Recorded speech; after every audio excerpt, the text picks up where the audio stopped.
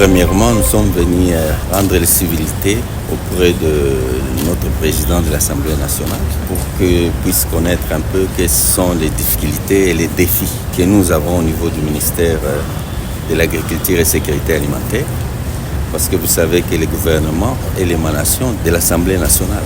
Alors, tout ce que nous avons comme difficulté devait être connu par les députés nationaux. Deuxièmement, nous sommes venus présenter les difficultés que nous avons au président de l'Assemblée nationale concernant la loi sémencière.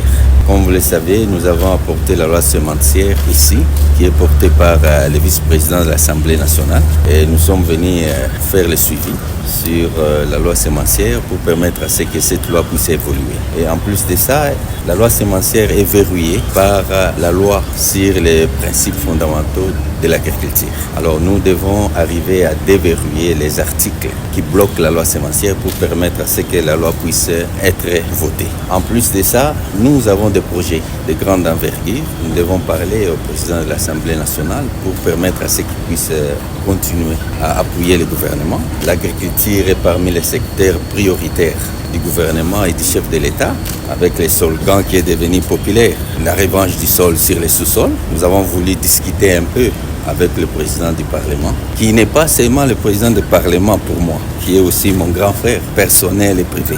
J'ai besoin aussi d'obtenir des conseils pour permettre à ce que nous puissions évoluer. Vous savez, sans l'humilité dans la vie, nous ne pouvons pas aller très loin. Nous avons besoin d'avoir des conseils, besoin de recevoir des lignes de conduite, des recommandations pour permettre à ce que nous puissions continuer. L'œuvre de nourrir la population, c'est une œuvre difficile, c'est un défi. Nous devons travailler ensemble avec tout le monde, écouter tout le monde pour permettre à ce que nous puissions essayer de résoudre les problèmes que nous avons. Nous ne devons pas continuer à manger chez les voisins. Nous devons produire et nourrir les voisins parce que nous avons toutes les potentialités au niveau du pays. Alors, il est temps, nous sommes venus dire à notre aîné tout ce que nous avons comme difficulté, permettre à ce que nous puissions trouver des solutions.